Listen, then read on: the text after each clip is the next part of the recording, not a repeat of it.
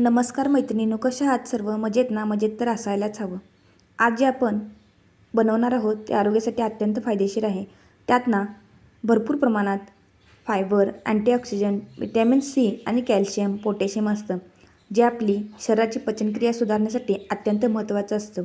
त्याचप्रमाणे हाडे मजबूत राखतं, आपलं वजन नियंत्रणात ठेवण्यास मदत करत असतं, रोगप्रतिकारक शक्ती वाढवते बरं का. त्यामुळे त्वचा आणि शरीर निरोगी राहण्यास मदत होत असते.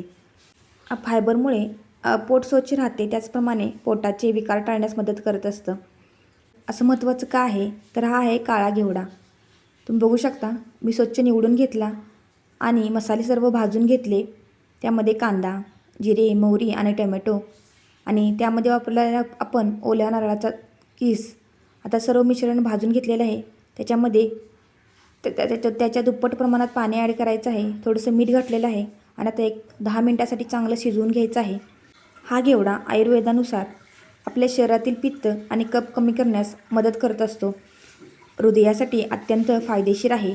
कोलेस्ट्रॉल नियंत्रित करण्यास मदत करत असतो. त्यामुळे आपल्या हृदयाचे आरोग्य निरोगी राखण्यास मदत होत असते.